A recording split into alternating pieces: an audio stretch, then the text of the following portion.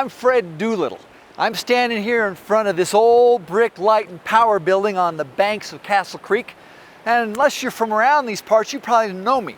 But my dad, Clarence Doolittle, was a pretty important man back in the old mining days here in Aspen, Colorado. In fact, this building, which we just shut down this year, 1958, was designed and built by my father back in 1893 and was the site of one of Aspen's first hydroelectric power plants. My father was one of the pioneers of taking the power of water and turning it into electricity. He arrived in 1886 and within a year became manager of the new Roaring Fork Electric Light and Power Company. In 1887, they built the world's first electric-powered hard rock mine hoist. It looked something like this, and it was installed 1,000 feet underground in the Veterans Mine Tunnel. Built by James Devereaux, my father, and Frank Sprague, it ran from electricity supplied by the power company. The electric hoist paved the way for the use of electric lights and pumps in Aspen's silver mines. The Veteran was located right next to what is now the Little Nell ski run, and it was finally torn down for scrap just 4 years ago in 1954. The year before my dad arrived, Aspen became the first city west of the Mississippi River to have its streetlights powered by hydroelectricity. It cost $1 a night per light to run. That's pretty impressive for a little mining town in the middle of the mountains. In fact, my dad told me the story of how in 1888, a Japanese engineer and his assistant came by stagecoach to Aspen to study what had been done here with hydropower. Basing their design on what they learned in Aspen, the Japanese built a Pelton wheel power plant in Kyoto, Japan that began operation in 1891. That plant still stands today.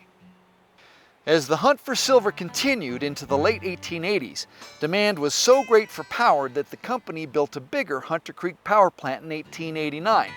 Dams, flumes, and pipes created the world's highest hydraulic drop at 876 feet, and it ran Pelton wheel turbine generators located in this building on the banks of the Roaring Fork River.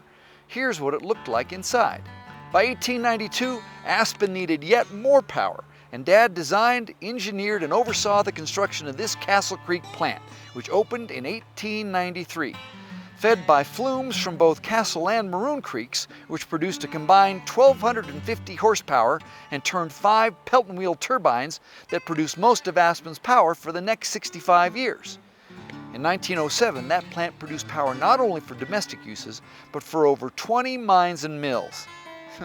Seems a shame that we've gone back on the grid with its closing. Even though the demand for silver diminished after the great crash of 1893, the demand for power stayed high. In 1919, even after most of the mines closed, we built a transmission line up Castle Creek for the Little Annie mine. I was just a teenager then, but I remember I used to be lowered into those post holes so I could grab on hold to boulders and then be pulled out feet first, boulder and all, by a big old miner. Talk about diving head first into your work. Yeah, Aspen doesn't produce any of her own power anymore. But I hope you'll think about all those people the next time you flip on a switch and the lights come on.